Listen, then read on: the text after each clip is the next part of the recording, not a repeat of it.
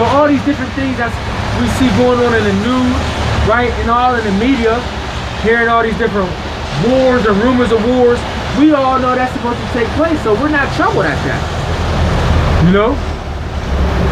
It says, for nation shall rise up against nation, and kingdom against kingdom, and there shall be famines and pestilences and earthquakes in diverse places. Right, you had this 7.0 magnitude earthquake that just happened in Alaska, right? There was another one, I think it was a little smaller, in the Indian Ocean. See? Then you got different uprising of the people. See, against the government.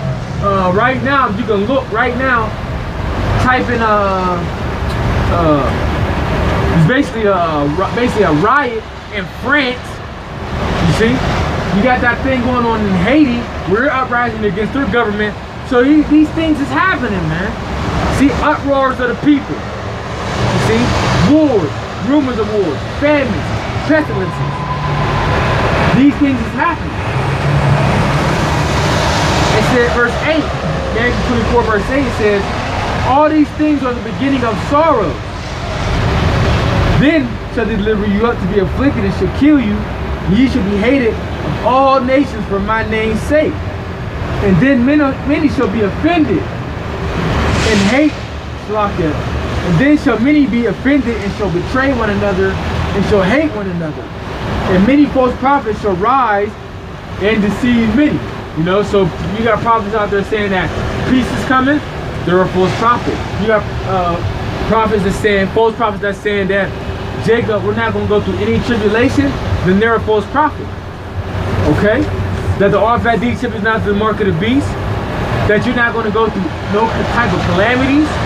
That's a false prophet, man.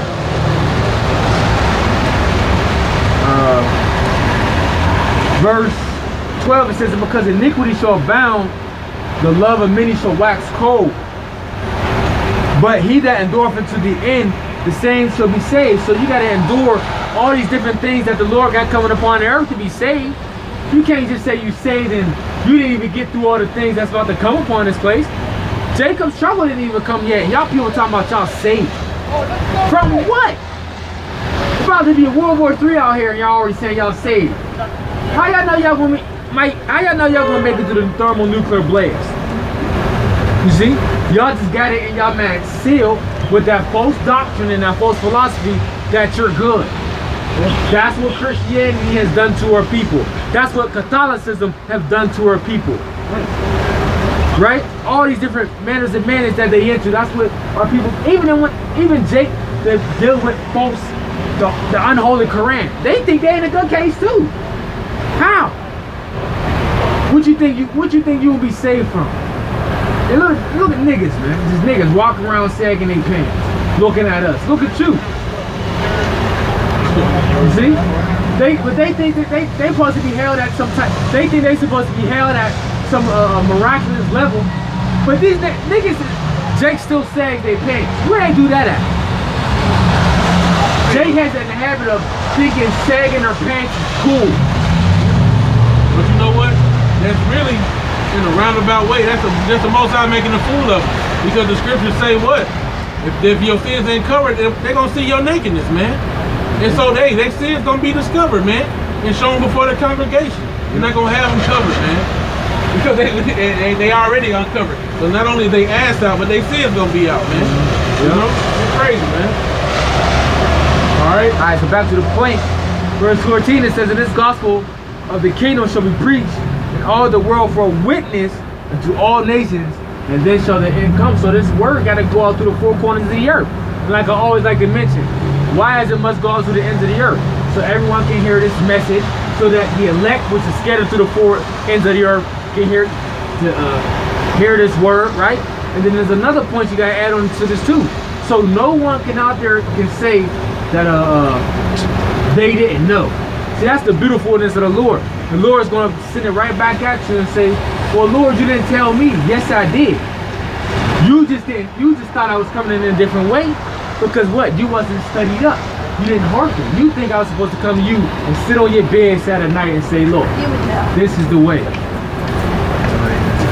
This is the way. This is You know, this is how I'm gonna relay the message. Give me first Luke 1 and verse 7. Luke 1 verse 68. Yeah, he like he gonna take you by your hand or something. Right, like he gonna come relay the message to you the way you want it. No. You see? Because the Lord always spoke by his men and prophets, and he did the same back then, and he's gonna do the same now. So whether you think we wrong or not, hey, we gonna see. We gonna see.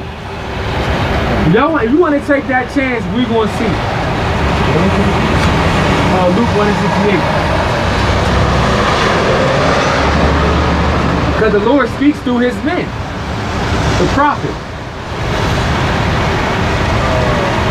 68. Luke 1 and 68. Blessed be the Lord power of Israel, for he hath visited and redeemed his people. And have raised up a horn of salvation for us in the house of his servant David. As he spake by the mouth of his holy prophets, which have been since the world began. As he spake by the word, read that part again. As he spake by the mouth of his holy prophets. As he spake by the mouth of his holy prophets. So that means he set up men to speak to the people. Always. Go ahead. Which have been since the world began. Which has been since the world began. See? That's a precept for the predestination, you know, and also from the foundation of the earth, where the elect, you know, where the elect form, basically, man. Right. I got Hebrews 1 and 1. There's another one to back you up. The Most High, at sundry times and in diverse manners, spake in times past unto the fathers by the prophets, have in these last days spoken unto us by his Son, whom he have appointed heir of all things, by whom also he made the world. So just going into it, like I say, the Lord's going to relay his message by his holy men, the prophets. Not by the way you want it. Not walking down the street, he's just, like the verse said, grab your hand and hold it and say, you know, this is the way. No. We're going to come out here to the highways and byways like we commanded and tell you this is the truth, walk ye in it.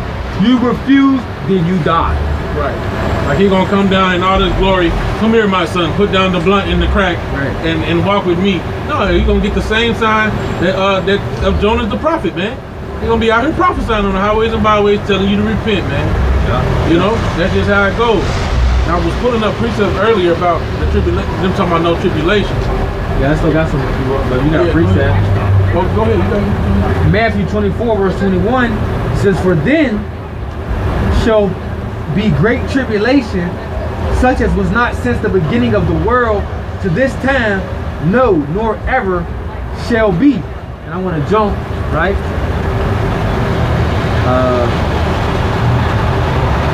To 29. It says, immediately after the tribulation of those days shall the sun be darkening, and the moon shall not give her light, and the stars shall fall from heaven, and the powers of the heavens shall be shaken.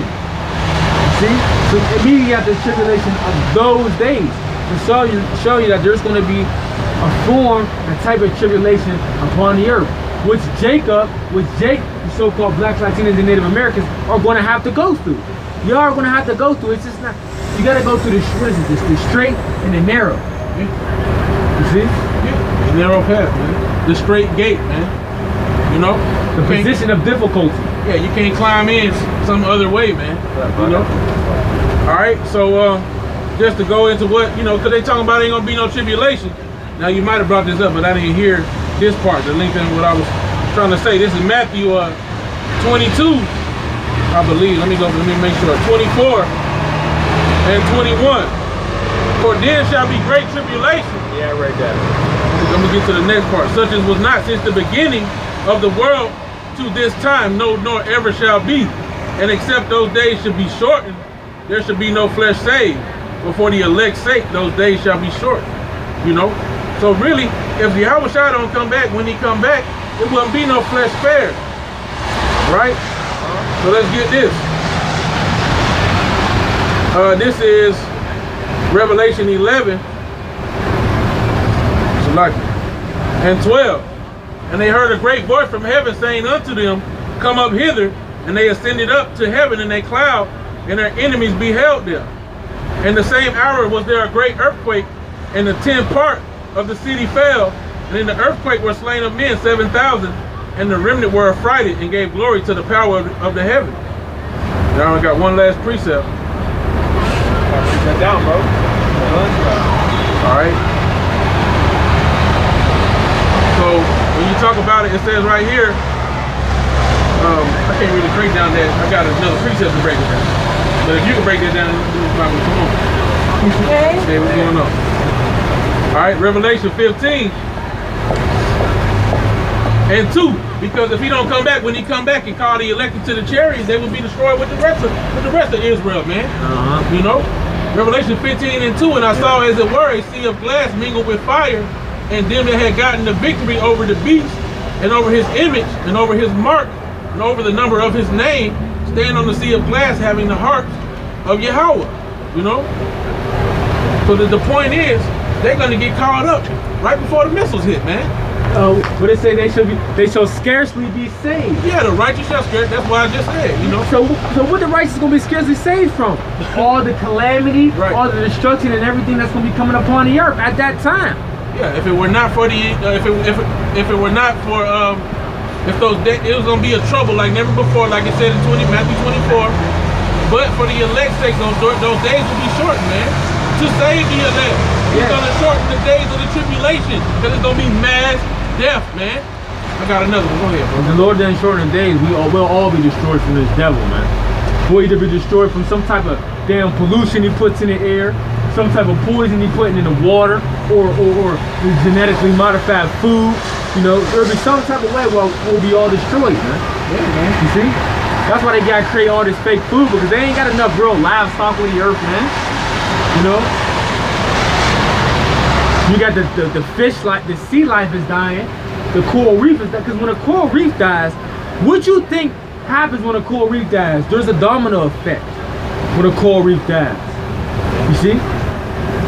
All these things, there's a pattern to all these things that happen when something dies off. Just like the bees are on the extinct list, right? So what you think when the bees die? They're the ones that pollinate almost everything. You know, they go on down to your fruits. I believe it's your vegetables, certain plants out here that you might not eat, but you need. You see, all these different things are vital things to our existence. You know, because everything the Lord created goes in its order and in its righteousness. You know, for whatever purpose the Lord got it for. You know, just like you got pigs. You know, we know pork is unclean and we don't eat it, but it has its own purpose to be its own garbage disposal on the earth. Right. You see, it's not a pig is not wicked. It's just unclean for us, unlawful and unclean for us to consume in our flesh. Right. See, the Lord got His own purpose for everything and how He wanted to be. You know, but the purpose for the men of the Lord is supposed to be doing His will, doing His work, trying to follow the laws, statutes, and commandments as they're supposed to do. You know? Yeah, you know, I got this precept too, you know, just to get back on the topic about them saying ain't gonna be no tribulation. Well, why did King David write this? Psalms 91. Let's see here. I can start at once if you're getting something. He that dwelleth in the secret place of the Most High shall abide under the shadow of the Almighty. I will say of the Lord, He is my refuge and my fortress, my power, in Him will I trust.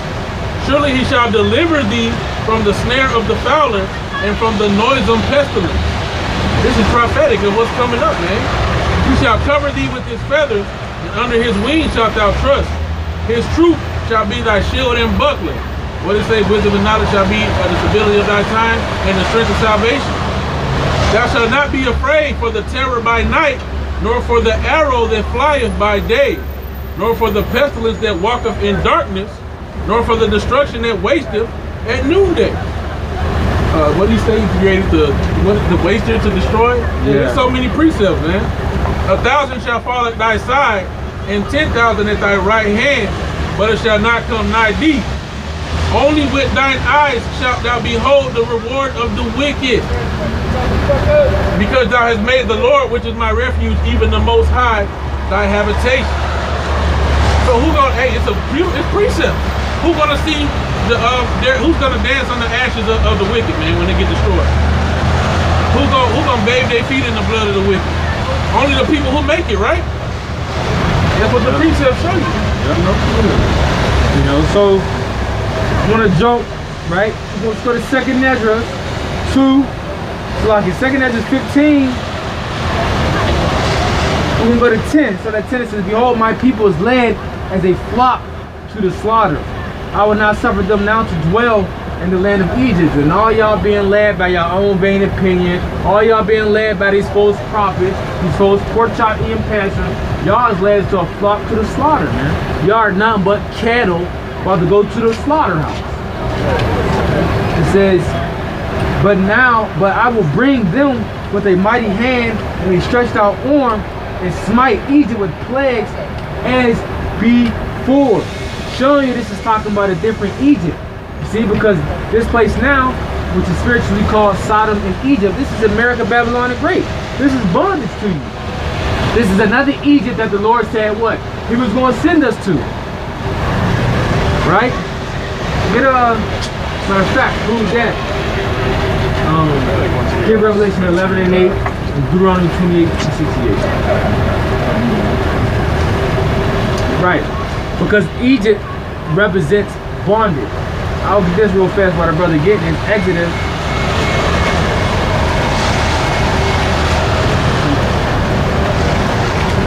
And 28:68. Right? I'm getting, yeah.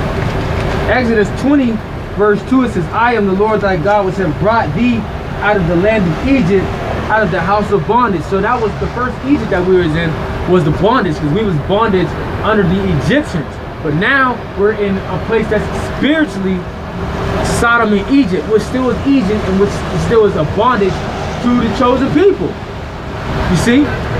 And another point, everything that Edom copies here in America is after all these different places, different wicked kingdoms that was under. Egypt is one of them. That's why you see the back of the dollar bill, the pyramids, right? All their infrastructure is either Egyptian or Roman or Greco-Roman, right? But it's still going back to Egypt. There's a lot of different ways. They got the obelisk disc, right? The different names of the different cities named after the different places that was in Egypt, like Memphis. Yeah, Memphis. You know, there's a couple more, but you can do the own research and look it up. You know, but this place in America is spiritually Sodom and Egypt. Why? Because they promote homosexuality, and this is a bondage for the Israelites. Go ahead, bro. Deuteronomy 28 and 68. And the Lord shall bring thee into Egypt again with ships. Right, so there's no historical record that the Israelites was dragged to Egypt again on ships, a place that they were able to walk to. They were able to walk to Egypt. You see? Go ahead. By the way whereof I spake unto thee, thou shalt see it no more again. Well, what weren't we going to see no more again? We weren't going to see our homeland anymore. That's what we weren't going to see. And there you shall be sold unto your enemies. We should be sold into our enemies. Prove that you so-called Negroes, Latinos, and Native Americans have enemies. For bondmen and bondwomen, and no man shall buy you. Yep. So for slave men and slave women, meaning and no man shall redeem you. Right. That's why you aren't able to get saved by all these different people that rose up to try to promote. Go ahead, bro. Yeah, and I was gonna say was, you blind, man, if you can't see, because right there, how is the Bible gonna contradict itself, you know? And you call yourself a believer and say, oh, you're gonna be sold, but ain't nobody gonna buy you though. That don't make sense. Sold indicates a transaction. That means you actually got bought. That buy represents redeemed, man. You know? And like I said, I shall not meet thee as a man.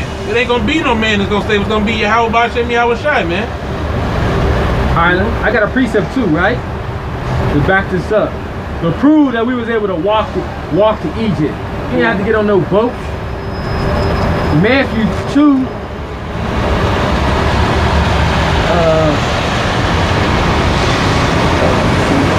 Right. Matthew 2, we're going to start at verse 10. It says, when they saw the star, they rejoiced exceedingly great. And this is dealing with Yahweh Shai, right? It says, And when they were coming to the house, they saw the young child with Mary and his mother. And this is talking about the wise men. It says, and fell down and worshipped him. And when they had opened their treasures, they presented unto him gifts, gold and frankincense and myrrh. And being warned of the Most High in a dream that they should not return to Herod, they departed into their country another way. And this is what dealing with Herod, because Herod, which was an Edomite, wanted to destroy our Lord. It says, and when they were departed, behold, the angel of the Lord appeared unto Joseph in a dream, saying, arise and take the young child and his mother and flee into Egypt, and be thou there until I bring thee word, for Herod will seek the young child to destroy him. And when he arose, he took the young child and his mother by night and departed into Egypt. So when do we need ships to go to Egypt? When clearly Joseph was told to take Yahushua and Mary and just go flee into Egypt. They didn't need no to go by way of ships. You see, it was right there. So one of these idiots was on making a YouTube video. You see, you're saying Egypt, and the dude was all bugged out and confused. He was saying, yeah, you know, you talking about the one who said that he said, oh, there are no living Hebrew Israelites today. Yeah, that clown. Hey man, you was the Most High not the author of confusion, man, and you was confused. Oh, so you saying y'all came to America, then y'all was brought back to Egypt, then y'all was brought back to America? No, we didn't say that. Yeah. No, we didn't. The 10 tribes left after the Assyrian captivity. They went to whether never mankind had dwelt before, which was this land.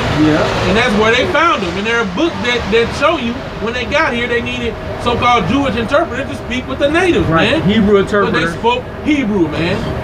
And we know that so-called native Indians was the ones who inhabited this land when Christopher Columbus brought his punk ass here, man. And there's a big historical fact to prove that. The scholars know it. All the scholars know it. Some of them lie about it and try to, run away from it. But the truth is what it is. You know, and guess what? The ultimate truth is the Holy Bible. You see? The Bible tells you that, like the brother said, that the 10 tribes left under the Assyrian captivity and came to the Americas so they could keep the commandments, that which they couldn't keep. In the land that they were in. They would lead the multitude of the heathen, go to a place where never mankind dwelt, so that they could keep the commandments of their Lord. And when you found these people here, and you look at the ways they kept, they had the border of blue, they had their fringes, and the way they chant kind of resembles the name of the Most High, Yahweh, man. Hey, it's kind of like that. And then like the books tell you, like we know, the artifacts with the ancient Hebrew, the relics, the relics. Hey man, it's just so many different things, man. And the books where Esau will tell you they needed those interpreters to speak with them. And they was basically speaking Hebrew. And there was the one, I forget the particular scholar's name. He said he went to the land of the Americas and he said he watched the natives. And he said these gotta be the lost tribes, the 10 lost tribes, which is just true. So going back to the point, we're proving that America is Egypt. Go ahead, bro. Revelation 11 and 8. And their dead bodies shall lie in the street of the great city. Right, spiritually dead, man. Their dead bodies shall lie in the great city. Because this is a great city that all the different nations all around the earth want to come to. You see? Want to come to so they can live deliciously with this place, man. So they can commit all their fornication with this place, their whoredoms, their grasp on their philosophy, which they can't do in their other countries or the land that they're particularly in. Right? And it says their great bodies shall, and their dead bodies shall lie in the street of the great city. Who? You so-called Negroes, Latinos, and Native Americans. You are those dead bodies, like we mentioned earlier. Go ahead. Which spiritually is called Sodom and Egypt, where also our Lord was crucified. Go ahead, bro. Hey man, like the brother was saying, man, this is spiritually called Sodom and Egypt. And our Savior's crossed out daily, man, through the blatant disrespect and breaking of the Most High's commandments, man. Particularly by our people, man, and it continues, man. Especially those of the circumcision who know better, man, or should know better.